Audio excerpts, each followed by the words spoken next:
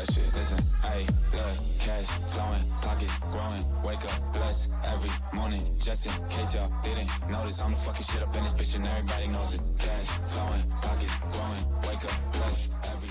Welcome back to What's the Situation? This is part 2 of our religion convo, and today Elise is sharing her journey leaving the Mormon Church. Let's get into it. What were the steps to leaving the church? Because I feel like a couple people probably had questions about what that looked like. I think the first step, there were definitely several. They retracted your membership card immediately. Well, they're like, give me that.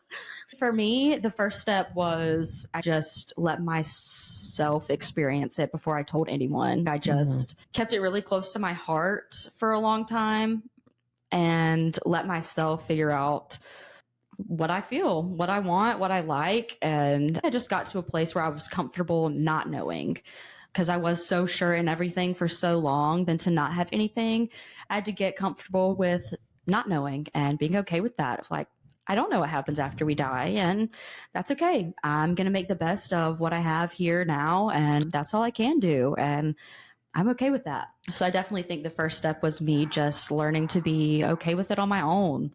Yeah. And then once I felt comfortable with it and confident in where I was and what I believed, then that's when I felt like I cannot hold on to this any longer by myself. I have to tell someone. And the next step was telling my family. I told my parents, and my siblings were young enough that it didn't really make sense for me to be like, I don't believe in the church anymore, to like these 10-year-old kids. Like, they don't really even understand that. And I've had conversations with them now about it as they've gotten older. But at the time, my parents told them, and I think they got a little bit different version than what I probably would have said if it was like me telling the story. I think it was a lot of, sit down, your whole reality is fake. Yeah, exactly. So that's not the message that they're going to give to my siblings. Yeah. I didn't expect them to have their testimonies torn apart or their belief. That was never my goal or my intention. Yeah. I purely just needed community and support. And when you lose all that, you have to start building it back somehow. And for me, the first step was with my family, telling them, and it was painful. I felt like I was letting them down. I have never felt more lonely than the process of leaving the church. And that's when I dove into all the ex-Mormon stuff I could. I was reaching out to anybody who I knew had left the church. I joined Facebook groups. I was on YouTube channels, were just listening to people's story. That was a huge lifeline for me. Finding that community again, because I felt like I had lost it all. I felt like I had lost all of my friends and support system. I knew that if I still had that church in my life, I would have all of those people. And now that I wasn't a member anymore, I did not have those people in that same capacity. What did your friends, like, how were their reactions? Have you talked to people who were Mormon and friends, and have you guys cut each other off? I think at the time there were several who were not happy about it. I had one person in particular who told me that they just couldn't be friends with me if I was going to live a different life. And I was like, okay, well, if that's all it takes, then I guess we weren't really that close. And it was easier for me to let go when that was the response. That also had to hurt a lot too, is like, these are people that you grew up with or you're friends with, and then them saying, oh, I don't want to be friends with you because of it. Yeah.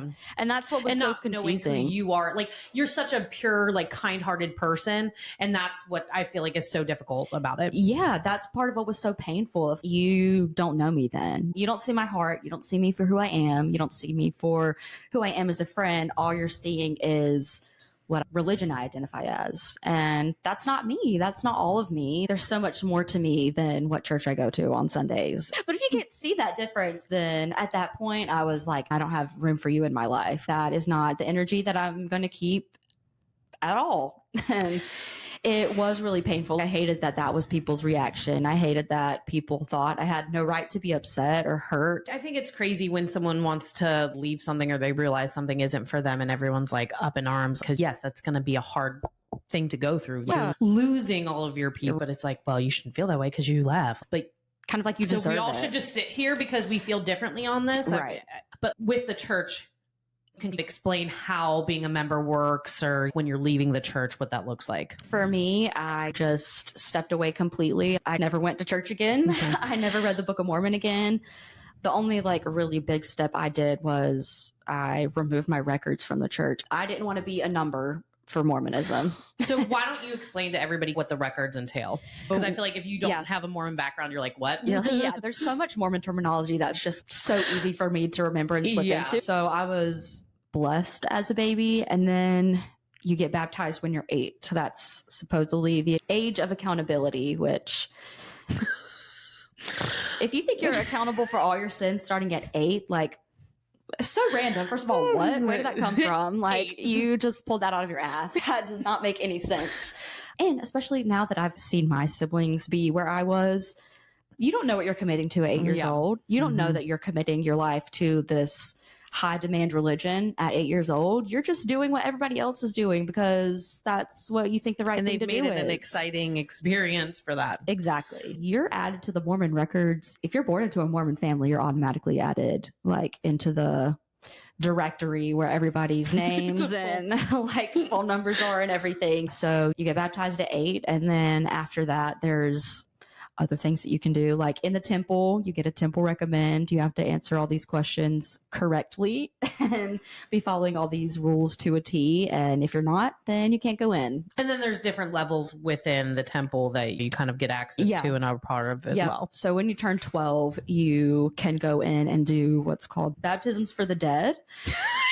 Which sounds insane to say. It's insane. It sounds so creepy because it is. Basically, anybody who has passed away and was not a member of the Mormon Church at the time of their passing, you can go and do a baptism like in place of them in the temple. And then Mormons believe that they can accept that ordinance in heaven. So then they're saved because they've been baptized.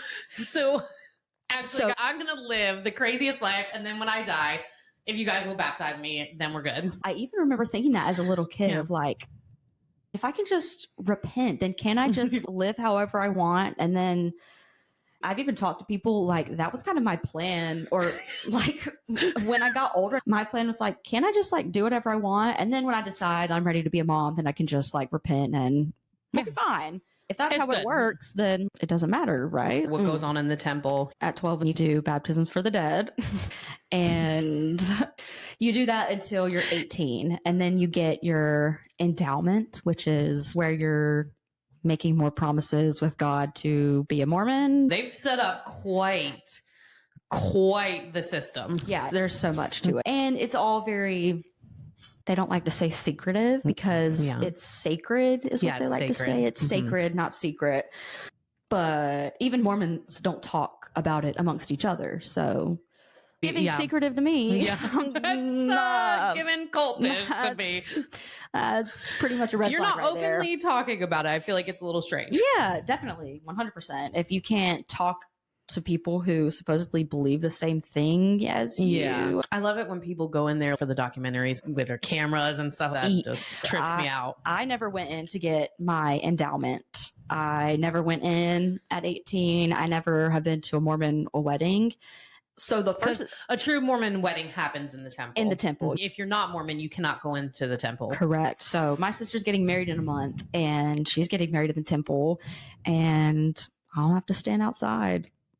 Everybody will just be cheering you on, standing out there while they do their thing, which is so strange to me. And I've even had conversations with my sister about it. It's hurtful that I can't be there. It feels like a punishment, like I've done something wrong. Like you deserve to not be there because you chose to leave. It's like, okay, so you're going to get married, but can't have people that are important to you there. I think it breeds the whole Mormon culture of like, you don't want to step out because you're not going to be included in your family things. Those are huge events in their life. And people who are not a part of the church cannot be there for it. Yeah. So you don't want to walk away. It makes it harder to walk away because then you won't be a part of your family's life in certain aspects. Well, even just the fact that they don't think I'll be in heaven with them. Like that is really hard for me to wrap my head around now I've made peace with it, but like at the time it was just like, you are the people who know who I am. And just because I no longer have this same belief,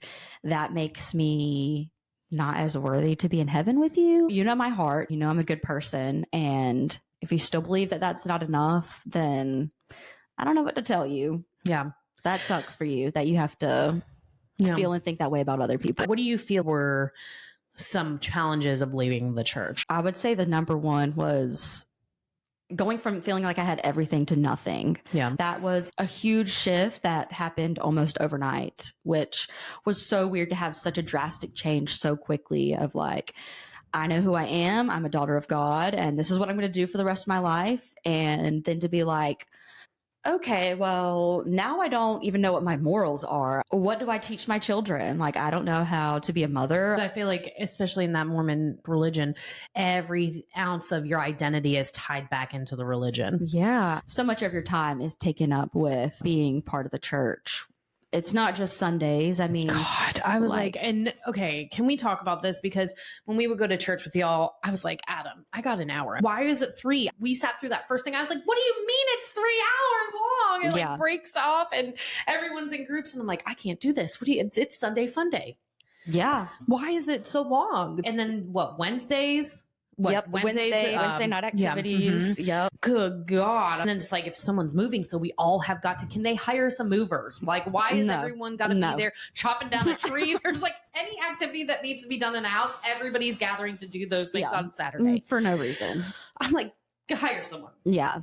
And then in high school, like with seminary, we were just talking about that. Like, I was going to a scripture study class at 6 a.m. every day before I remember school, right during when high you school. were turning 16 and I was like, they were talking about seminary. I was like, wait, what? And they were like, oh yeah, like we go to learn the Book of Mormon before school. And I'm like, before school when? And they were like, we wake up at 5 and go. And I'm like, every day? And they were like, yeah, every day. Your mom hadn't ever missed a thing, right? My mom had perfect attendance for seminary. Like, it's all 4 years of high school, right? All 4 years of high school from freshman to senior year, which in Utah, they actually have it as like part of their curriculum. So they can like have an hour off and go do their seminary. Like it's one of their built-in courses. After I heard about you going in, I got in the car and I was like, what in the shit? I was like, are they serious right now? Like you had to do it. And he's like, yeah. And I'm like, there's no break from it. And the teenagers don't like it. No. Who the hell wants to wake up at 5 o'clock and have to go in there at 6? No, not one damn person. And I think you're brainwashed, dare I say, to think that all of this is beautiful and like, look at what we get to experience. Yeah, exactly. Like this is so special. How lovely that this gets to be like the way we start our day. And at the time, I was like, I guess that is a good way to start your day, like praying and reading the scriptures. I think it's great to have a routine, but for it to be so mandatory and looked down upon if you're not doing that, I always think is crazy. That's the thing, is like it being so forced. And if you don't, it's very looked down it's going on your record. So much shame that you feel about not wanting to go to seminary at 6 a.m. every day before school. Okay. Yeah. So that is that also on the record? Yeah, I'm sure. There's a golden tablet that you chisel out each. I wouldn't be surprised if somebody's doing that. But they do give you like a graduation diploma. I want something after that. Yeah, no kidding. But there was literally only like 3 of us that graduated from our seminary class because people did not attend. Shocking. I would have never been there. I would have been like, this is not going to happen. So you demanded for your record. So what happens? They give you say, here it is, and it's completely wiped out from their stuff. First thing I did actually was I requested my patriarchal blessing because I just wanted to have that forever. Do you want to tell everybody what that is? So patriarchal blessing is there's a specific person who gets a calling. So like a bishop or a pastor, that would be a calling in the church. Someone is specifically called to give these, what's called a patriarchal blessing. And it's another thing that's supposed to be like super sacred and secret. And like you don't share yours with anybody, which there's a reason why you don't. And I can share that. But that's a big thing if we don't talk about things in Mormonism. But that's another one. So these patriarchs give you this blessing where the way it's framed to you as a Mormon is that it's a blessing from God. They're getting the words that they're telling you in this blessing is directly from God. So you think everything in this blessing is direct revelation from God. God is telling me this is what my life is going to look like. If you're faithful enough, this is all that you can have. Tells you different things like what your spiritual gifts are. Like mine said I had the gift of faith. which did not turn out well. Yeah, awkward. Weird. Also said I was going to marry a returned missionary. It says all these things, and all the things in there are really just to cement you even further into Mormonism. And how is that given? Is it verbal or is it written? Yeah. Because we know what that looks Right. like, but they don't. So we would go to, I mean, I guess it's different in different places, but I remember we went to the Patriarch's house and he had a room where he did these blessings, which sounds so creepy. Right next to the Triscuit board.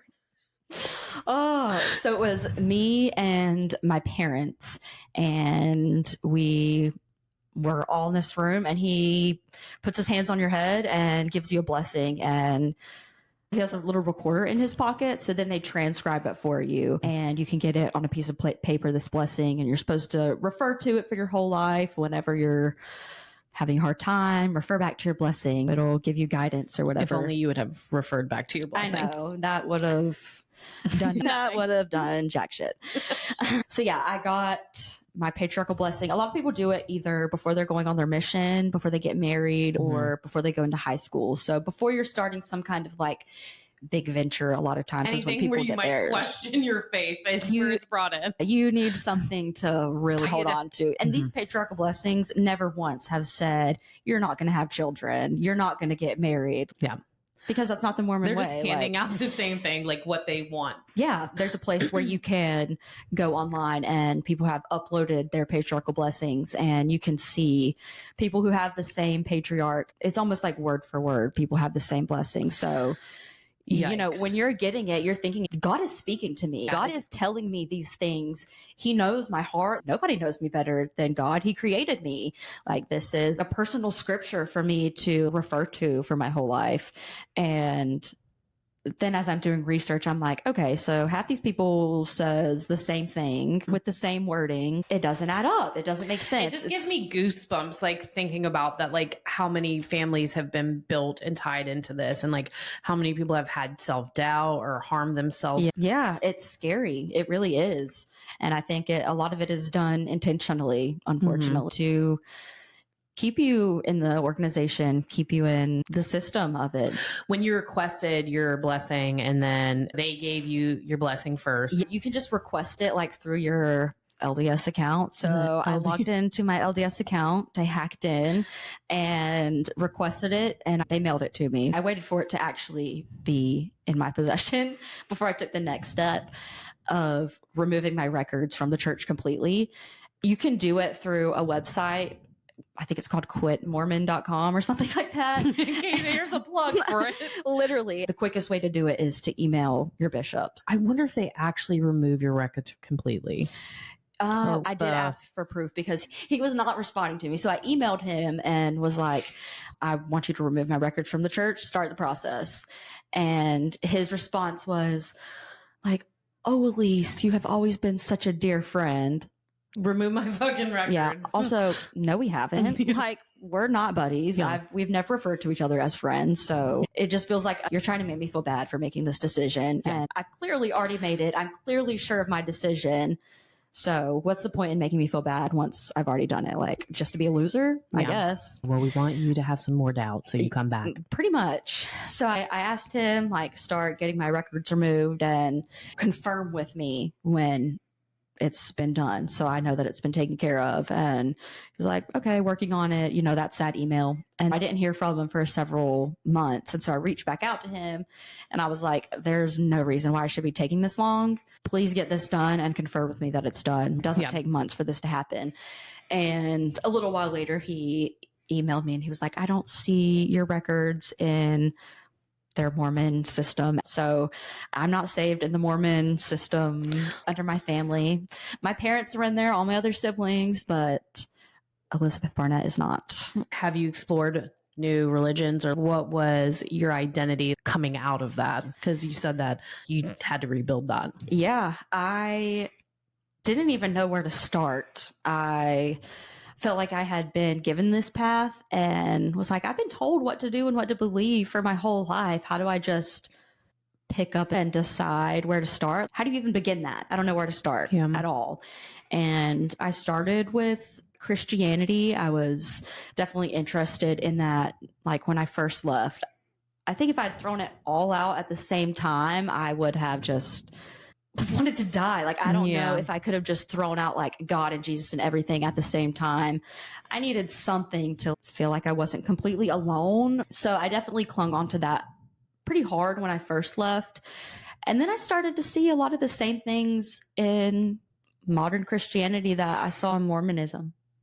I felt a lot of pressure from other Christians who were not Mormon to now convert to be like a true Christian.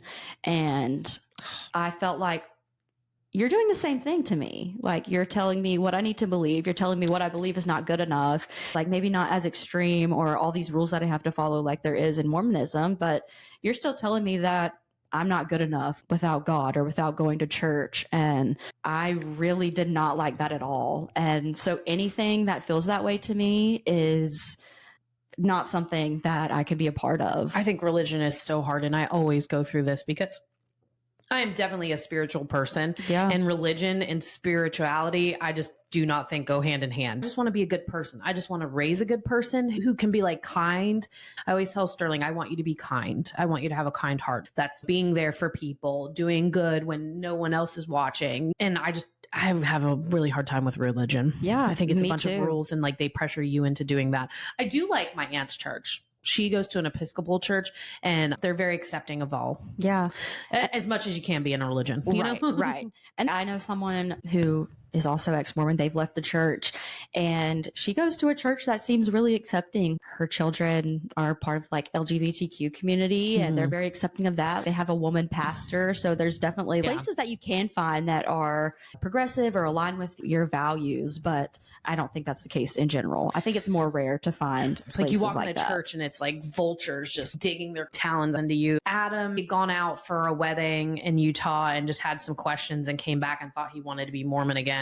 This was before Sterling. But I was like, okay, that's a lot to take on. So we went to church. It was around Easter that he came back from Shaylin's wedding. And he's like, I'm not sure if I want to leave the church. And I was like, this has been years. Like, we're talking 3 years into our relationship at this point. And I'm like, okay, that's a big notice.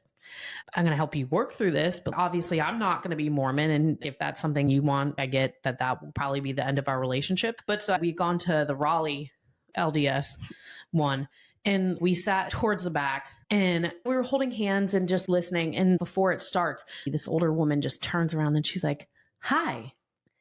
And just her face, she was like, I've not seen you here. And she's like, are you guys new? Or, you know, starts talking. And Adam goes through the thing of like, oh, I've left the church, but we're here, you know, blah, blah, blah. And we walked out of the church. She's like, nope, I'm good. I was like, okay, glad that we went through that one. It was just weird. Let us have a moment. Let us just discover this. If we want to be Mormon, like we know who to go to. That's how I felt about Mormonism. But then that's how I started to feel about Christianity too, in general. Yes. Just give me some time to figure it out myself. You're again pushing this on me that I'm telling you, I'm really not ready to fully jump back into something and change my life. I just did that. I just completely changed my life. I'm not ready to do that again. And definitely not going to do it if you're putting pressure on me. That's what I felt my whole life. And I'm done feeling that. I'm done being pressured to believe or think a certain way. I wonder how many people they push away by doing that. Oh my gosh. Okay. So again, I wasn't raised in a religious household like that, but I had friends who were part of church. And so they're like, oh, let's go to, what is it? Young Life. Young and Life. that was big. And then one of the churches and they're like, you're going to love this church. So again, here I am. I think I've gone to Catholic church maybe 3 times in my life at this point. And they're like, no, it's super cool. It's just going to be teenagers. It'll be like an hour. We get there and I love a good singing church. When they start singing, I'm looking around. Okay. Everybody has got their hands in the air. Everyone's singing, crying. A girl drops down to the ground, starts convulsing. It was like, oh, I can feel them. And I'm like, what in the hell? I left that place being scared shitless. My mom came and picked me up and I was like, never again. Like, if that is how you are introducing people into a church, that is traumatizing.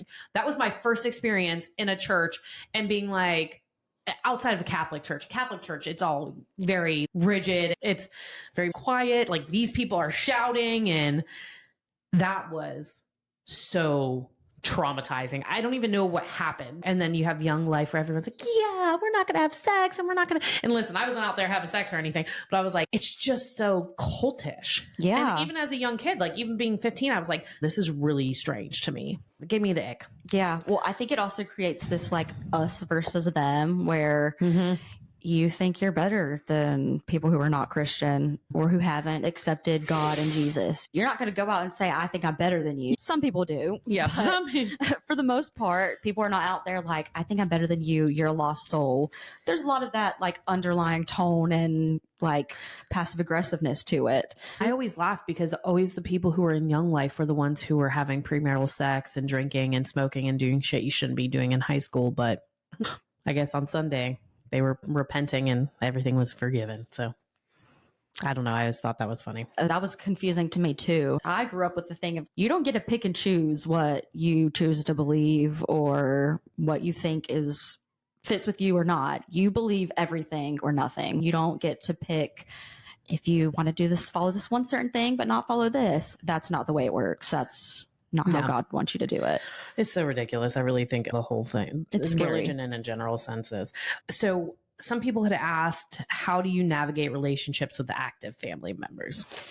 I think it comes back to what I said with how they responded in the beginning of like, if both of you approaching it from a place of we just want each other to feel that we love each other, that really has to be the base of it. Your number one priority cannot be that you want them to feel differently or that you're trying to change their mind. You're not truly loving that person for who they are if you're constantly trying to change them or put this different message into their head to get them to think differently. You just need to accept each other for being where you are and just love. You don't have to agree on everything. You don't have to even understand everything. Do you think it's affected your relationship with your siblings at all? I think in some ways. Because you guys have always been very close. Yeah. I think we've always been very close as a family and as siblings. It's something we just like don't really talk about. I've had a couple conversations with them where I've been pretty honest. Mary Grace in particular, the one who's about to get married, he has come to me several times. Her approach was, I feel like religion used to be something that connected us and brought us closer. And now it feels like something that has brought us further apart, but it's kind of disconnected. Yeah, a little disconnected. bit. Yeah, that's a perfect way to put it.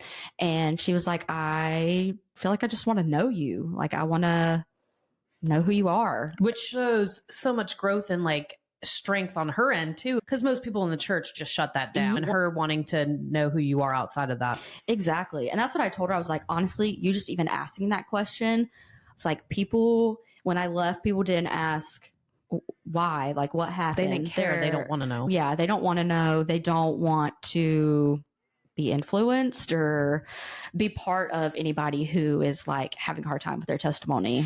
It's so hypocritical too. This is somebody when they're at their lowest, they need support, and you're not going to be there because they decide that they believe different. Like that's not a good reason. But I think the more time has passed, we're able to be more lighthearted about it. Yeah. I think that's a big way that our family copes with things in general, is just like with humor. You've definitely seen that with like my mom's family. It's in a way that we've been able to reconnect over it again. Just like making jokes about it. Like I have these like white short shorts that I wore to bed on vacation with my sisters. And I was like, oh, these are my ex-Mormon garments.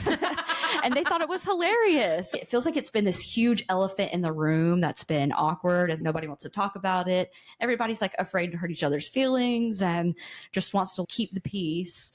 It's been so nice to just at least have it in the open somehow. I feel like it takes time. With my divorce, you get to this part where how I deal with trauma is through humor and making those things that are funny. And like now I can laugh. In that moment, I was like, this is insane and this is my life. But now that I'm removed from that and not in that pain, you're like, okay, it's kind of funny. Yeah. So now that we're a little bit more removed from it, that's how we've been able to even reconnect over it, which is crazy to say. And there's still things that make it hard, like not being able to be there for the wedding or like when my siblings get baptized. Those are things that are hard for me. It brings back those things. I feel like they're not getting to really make a full decision. I feel like they're being pushed into things and to have a completely different view on it. And your brother is on a mission right now. So he's just wrapping up his mission. Yeah, he's on his mission. He's been there for a year and a half.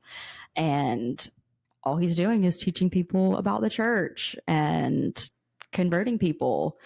And that gets confusing too, of like, okay, you love me for who I am and are not trying to change me, but still at the same time, you think the best thing is for everybody to be part of this. You can't disconnect those two. Like, I'm not the exception to your belief. That's what the church teaches. The church teaches that you should, and that we are different. Well, I think what happens is, and this is something I've always said with Adam, is he compartmentalizes things. Like, this is okay, but that's not okay. And I think they build that around their reality and, okay, well, you are fine, but these other people are not. It does feel like some way for them to rationalize it to make themselves feel better, because the idea of like me not being in heaven with them, I think, is terrifying, and they don't want to believe that. But then that was my question. How can you have happiness like with Adam, without Adam there, or our child? How is that going to be? They breed this, well, you're just going to have, happiness. It'll be amazing. That's really when your life starts. Okay, well, is it there like a stand-in there for us? But like, are you going to be happy if Adam and Sterling aren't there? Yeah. Well, I do think a way that Mormons rationalize that is to be like, well, when they die and they see God, they'll know that it's the truth. So that'll be their chance. Like, God will give them a chance to change their mind when they get there. Why the hell live the whole life? That was my thought too. I mean, but that's what I've always had. Like, why? It's not logical. Yeah, it's not. There's not a logical thought process behind it. Again, it's just a way for them to rationalize it to make themselves feel better about continuing to live that way. What do you think are some misconceptions of leaving the church? They don't ask about why. It's like one of 5 things. Like, you have left because you want to sin. You decided you want to start, which again, there's no middle ground. I feel like when Adam and I were dating, it was like, well, you're drinking, so you guys must be out there running the roads. You're an alcoholic. You're an alcoholic. Yeah. It was like, oh, everyone's an alcoholic who drinks. It's these extremes. You're murdering people. You're having unprotected sex with everybody in the state of North Carolina. Yeah. The whole thing was just insane to me. Totally. There's no middle ground. It's these extremes that they push them to double down on, well, you're just really living this sinful life. Yeah. So, no, we're not. And again, makes you feel superior as a Mormon, of like, I'm staying out of all this trouble. Like, these poor souls, like, you left because you sin, which, like you said, is drinking, having premarital sex, caffeine intake, like the normal human experiences. The other one would be like, you were offended, you had some bad church experience, and that's why you decided to leave. Or you decide to look up ex-Mormon stuff, like anti-Mormon content. Anti-Mormon literature is just any content that is not made by the church about Mormons. The way you learn more about Mormonism when you are a Mormon is from the Mormon. They don't want any outside. Yeah, they tell you don't look at outside resources, just look at our material, look at our website. Which again, if it's the truth, you should be able to, nothing should be able to like puncture that.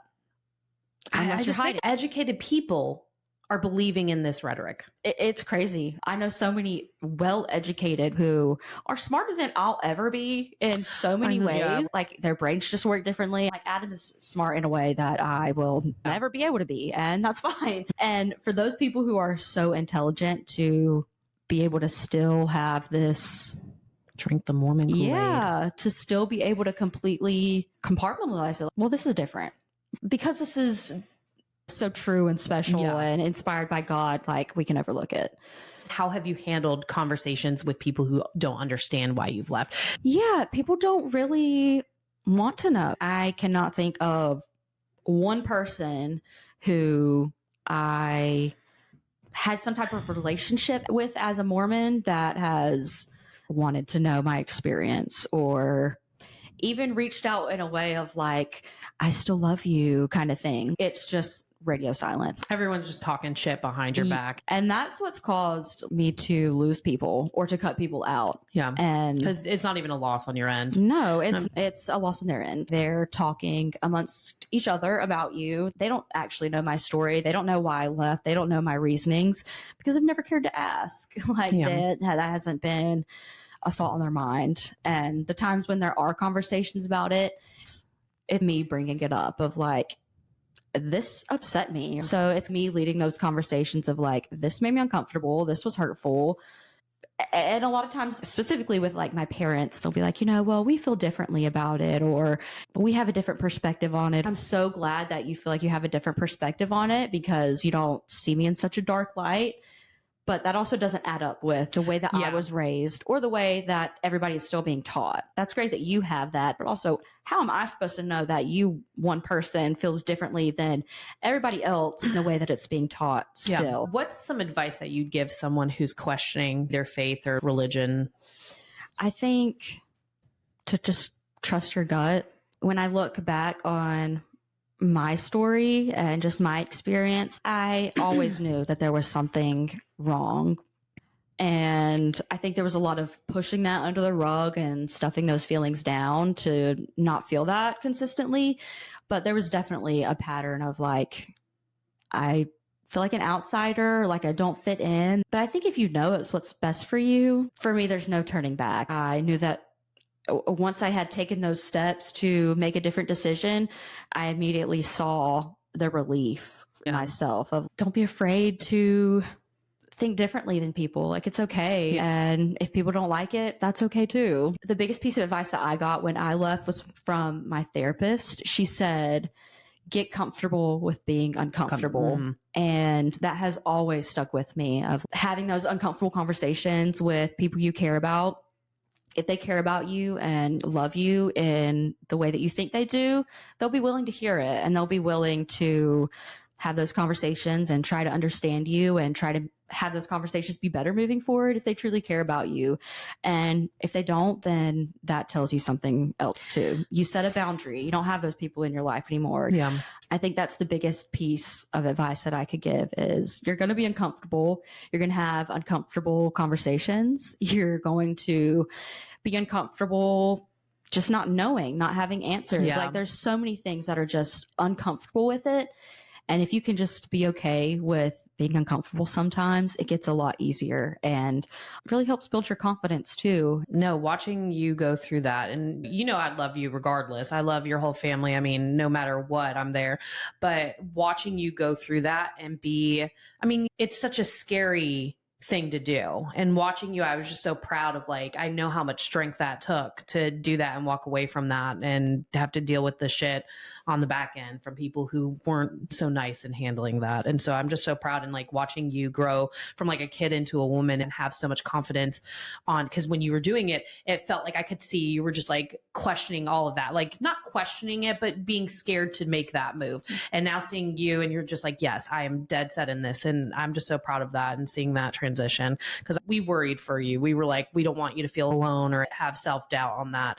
I just love that you have the confidence. And weirdly enough, now dating another former Mormon. Apparently I'm just like out there recruiting FOMOs. We are just the best. But it's something that you all have said of leaving the church, is you all knew that something didn't feel right and something didn't connect.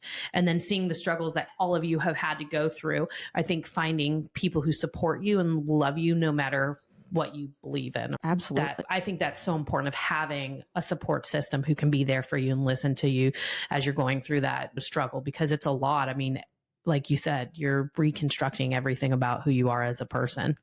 And that was huge for me, is like finding that new community. Having just anybody I could find to connect with that was huge. Do you have anything too? We can like post links and people that you follow or that might have helped. Definitely. Because I feel like that's just so hard. It is. And you don't know where to start. You don't know where to turn to. So anybody that I was able to find that was just having those real vulnerable conversations. And I was even talking to my husband about it this morning. Even if I didn't 100% agree with what the people were talking about, it just felt nice to hear people talk about it. Coming from a space where you don't talk about your doubts, you don't talk about the things you have questions for. So to hear anybody have that conversation of, this was hard for me, that was so healing to just have anybody say that. Yeah. I feel like there's so much there for people to unpack and listen to. And if you guys have any questions, I'm sure Elise. I am an open book. It was so helpful for me to hear people talk about it. So anybody that ever like messages me or has a conversation with me about it, I love to talk about it. I love being that for somebody else. You're so strong, girl. I'm so proud of you. You really are, because you've been through hell. It's taken a long time, but I'm definitely I'm proud of where I am now. I mean, You I look was so proud. happy too. I was proud when I left and proud that I made a hard decision. Now, like being a little bit more removed from it, it's so nice to just have confidence in it. Have people that are proud of me. Like for people to say, I'm proud of you for making this decision. I never thought I would hear that from anyone of like, I'm proud of you for leaving the church. Well, and you've done so much. You guys have built a beautiful home. And I think you guys have just really proven everybody wrong on that. You know, the people who doubted. I knew that when we did religion that we had to pull Elise in. Adam and Elise, I feel like, have gone through the most of what I'd known. If you guys have any questions, write us, subscribe. I hope you liked this episode and I had such a great time with you. Thank you for coming on. Thank you for having me. It was awesome. All right. Bye, guys. Bye, sisters. Is that what they're called? I guess so. That's what we're going to call them now. Fuck that shit, listen, ayy, look, cash flowing, pockets growing, wake up, blessed every morning, just in case y'all didn't notice, I'm the fucking shit up in this bitch and everybody knows.